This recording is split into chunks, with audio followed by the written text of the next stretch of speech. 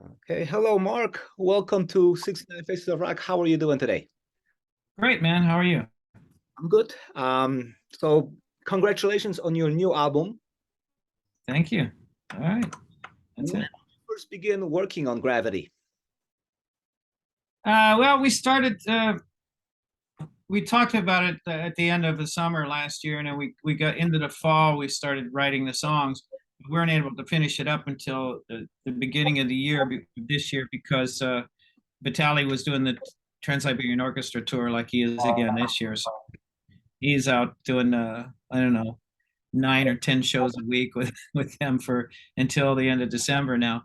Um, but then we dug get back into it in January, February, and I think March we had it done, uh, the album, and we've just been waiting for it to come out. Other than Vitalij Kuprij, it's a brand new lineup. Who are the new members and how do you view their contributions to this album?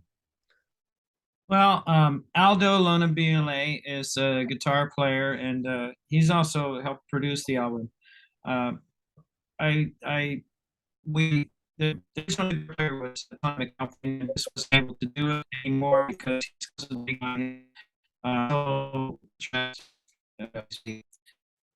he's committed to that goal now. So we need to find somebody. So we went through a bunch of names and considered a bunch of different people, but ended up with Aldo, and he was a good fit for the band. And Aldo recommended Stefano on bass and Alfonso on drums, and they both did a great job too. So they filled out the rest of the band perfectly, and Vitalij and I are both really happy with it. How would you describe the relationship you have with Vitalij at this point? Oh, it's great. We're old friends. We we've had some good times together. We haven't toured that much together, but we have a lot of laughs when we just talk. And he's very difficult with a lot of other people, but not with me. We joke around. And we have a lot of mutual respect for each other and get along great. It's been 8 years since the last Ring of Fire album. Why did it take so long, and what was going on during this time? Well, the whole we did the last record was a concept record, Battle of Leningrad, and it was a story about the siege of Leningrad. And it was at the same time when Russia started doing bad things and being a bad actor. And it was really bad timing, I think, for that album to come out. And it didn't do as well as any of us had hoped it would do. So we kind of set the Ring of Fire aside a while. But last year, Serafino was talking to me and he said, "Why don't you do another Ring of Fire album?" And I'm like, "Yeah, I think it's probably good timing for it, you know." And I talked to Vitalij, and Vitalij went crazy. He said, "Yeah, absolutely, man. He couldn't wait to do it." So uh, that's how it came about.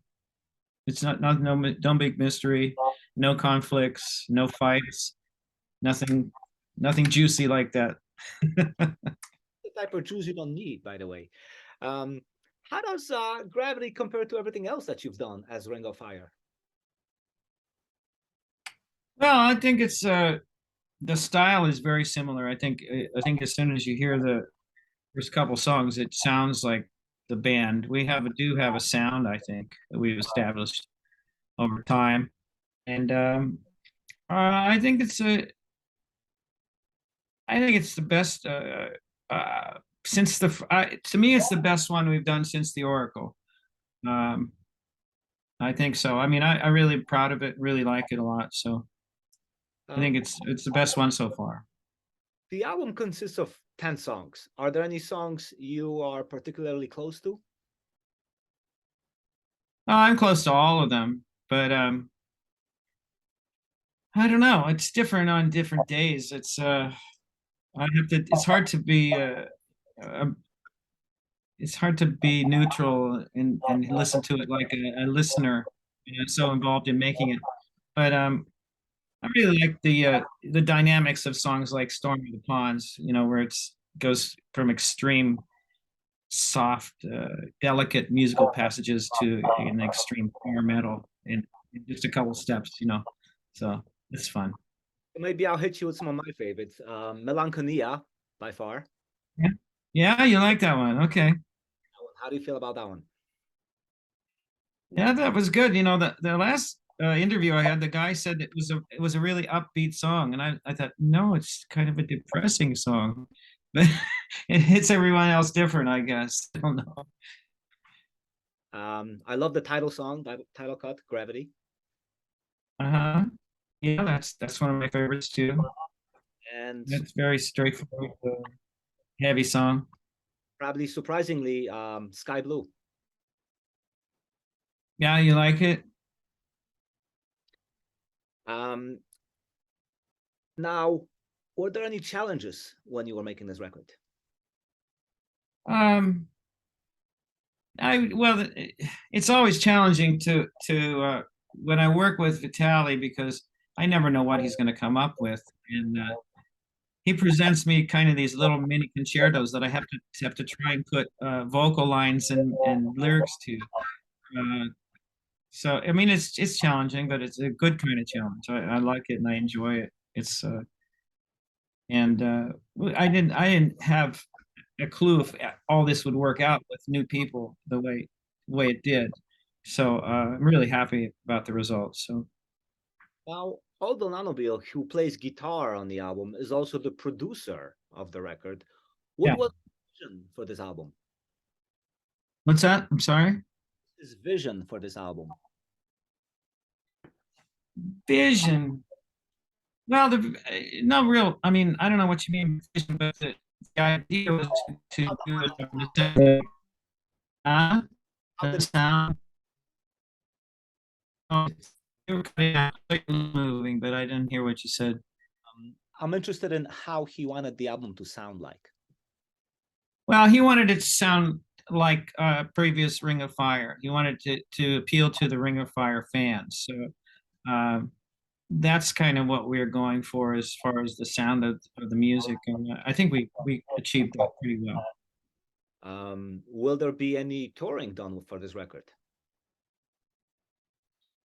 Yes, unless there's another global shutdown, which there can't be.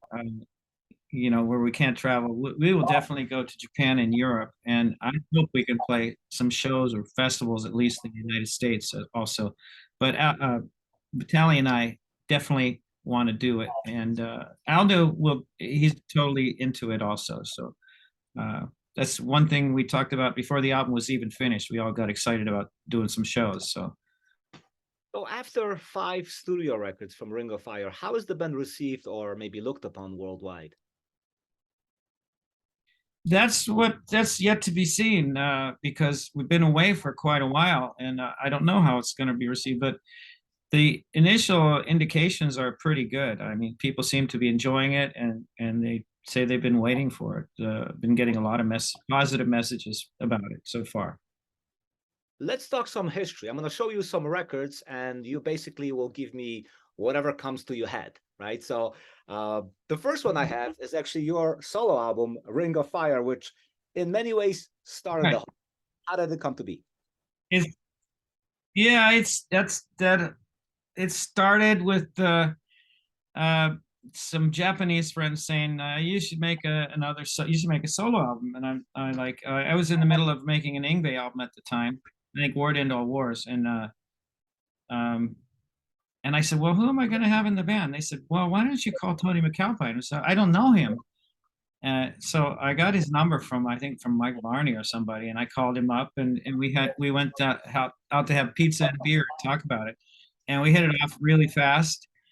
And he recommended Virgil Donati for drums, who had just arrived in America from Australia. He was just off the boat, and it was the first thing that he'd done since getting to America. And Vitalij, we got I think through Mike Varney also. I think he recommended Vitalij, and I think Tony did too. Oh no, in Yngwie, because Vitalij was calling Yngwie, trying to get into Yngwie's band at the time too. So I think I think I got his number from Yngwie too. And the bass player Philip Bino, he's an old friend. He's he went to school. He plays a Steve Vai's band still, but he went to Berkeley School of Music with Steve Vai. He was his roommate at college, and I met him through Steve Vai. Steve Vai has always been a good friend of mine, and so that's how the band got together. And we made the album, and I said, "Well, why don't I make it a band? Let's just make it a band." After we made the album, and you know, because we hit it off really well, and we were having such a good time. And these guys were complete virtuosos, you know, all of them at their field. So That album. that's how it got started. Well, that album, okay. We had George Bellis playing guitar on that album. We wrote the songs in Chicago. We got together in Chicago, Vitalij and I, because Tony wasn't sure he wanted to be in the band yet. And so we went to Chicago to George's house, and we didn't record there. We wrote the songs there, and then finished recording the drums and everything in LA. And then I booked a tour in Japan, and I was getting the visas for Japan. George Bellis did not have a passport, and he didn't go through the fast process of getting the passport. He mailed it in, which it takes like 3 months to get the passport. So he couldn't go to Japan. So I called up Tony, and Tony came and played with us in Japan. And then Tony was in the band after that. So he didn't play on that album, but he played on that tour. So As a result, that's the live album, right? That's the one Tony played on. yeah, yeah, yeah. Okay. Then you made this. Yes, we made that right after that. Yeah. What memories you have? Dream Tower. I wasn't real happy with the mix on that, but it was a good album. It was good songs. I think Tony's writing influenced that album more than Vitalij's. Whereas on the Oracle, it was more it was all Vitalij, you know, influence on it, on the musical style. So it was a little different style. How about Lapse of Reality? Man, Virgil really had a key in that. He really wanted us to go sounding more modern, and he wasn't really into the old school kind of neoclassical stuff. So we veered into some modern kind of stuff on that one. It's a little different. And then you made the one you mentioned already, Battle of Leningrad, right? Yeah. A good idea at the wrong time, unfortunately. Unfortunately, that wrong time continues. I know. I feel bad. You know, Vitalij's from Ukraine, so he has family over there still, and he worries about them all the time, obviously. I'll bet.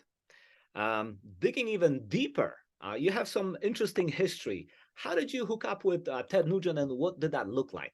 What was your involvement with him like? Well, I was playing with Kim Simmons at Savoy Brown at the time. I was playing bass and singing lead. It was a three-piece band, guitar, bass, and drums. I was a singing bass player, and we played at the Texas Jam in Texas, and Ted Nugent was there, and Sammy Hagar, and he came out to see us play and offered me to play with him. And I ended up working with him and touring with him and and hunting with him, of course. The rehearsal was mostly hunting. We went to Michigan to his ranch to rehearse, supposedly, but he gave us all guns to go out and hunt for our dinner. And later I went up to his hunting retreat kind of in northern Michigan, where he takes all the Japanese businessmen to hunt deer. Beautiful place, but I'm just not a hunter. So I like the music. I don't like the hunting. I could do without the hunting. I love animals too much. I agree. Your big vocal break came with Yngwie Malmsteen during Trilogy. I mean, you're on MTV, things were happening. What do you remember from that time? Excess stupidity, just massive stupidity and waste and excess, and managers stealing millions of dollars, the band not getting any money, and just craziness. but at the same time, it was a great experience. We recorded in a great studio with an unlimited budget. You know, it was like a $6 million record deal with Polygram, and of course, the manager took almost all the money, almost all of it. But when we were in the studio, the money was no limit, so it was just best studio, best of everything. And we did the 2 tours with AC/DC. I did one before we did the trilogy album because Jeff Scotto had quit the band right after he recorded the Marching Out album, and so I did the Marching Out tour, which we went to. The first gig was at Oakland Stadium Day on the Green, opening for Scorpions, and then we went on tour with AC/DC for a whole year all over America. We did the entire tour. Then we went in the studio, did the trilogy, and went back on tour with AC/DC again after that. So did a lot of touring, and the musical part was great. It's fun. Live was always fun. Off stage, it wasn't so much.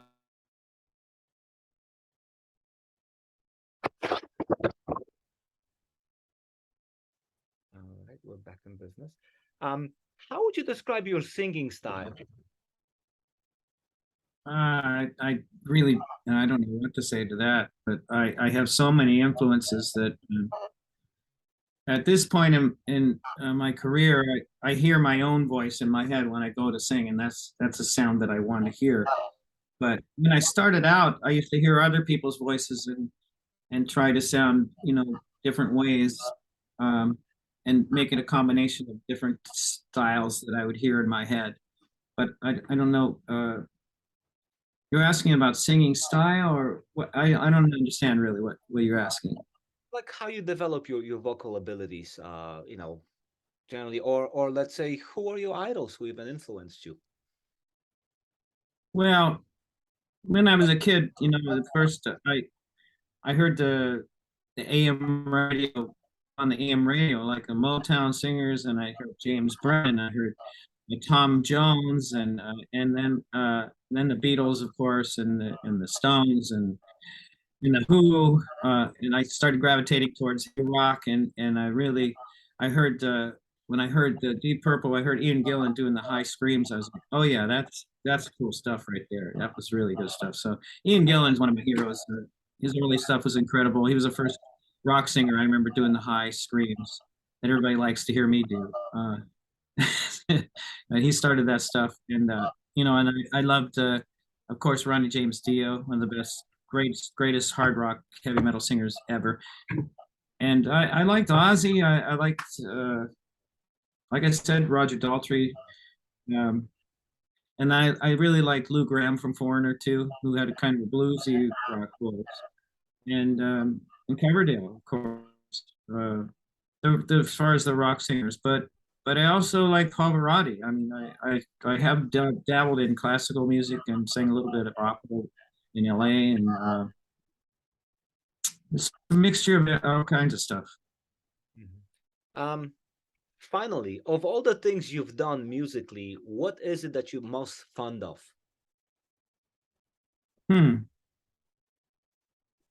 I don't know. I love it all. I love all of it, and so many different kinds of things that I've done. I feel really good doing all of it. It's not any one thing that I could pinpoint that's like the best feeling. I don't know. What's next for you? What's that? What's next? More music. I'm writing music right now for some solo stuff. I don't know if it's going to be an album. Probably will be at some point. And I'm working on a couple of other projects that probably will come out next year too. Well, thank you, and wishing you a lot of luck with all those releases, and hopefully see the band touring very soon. Yeah, I hope so. Hope to see you. Where are you located? I'm in Chicago. Oh, okay, great. Love that city. My favorite city. Thank you. My favorite.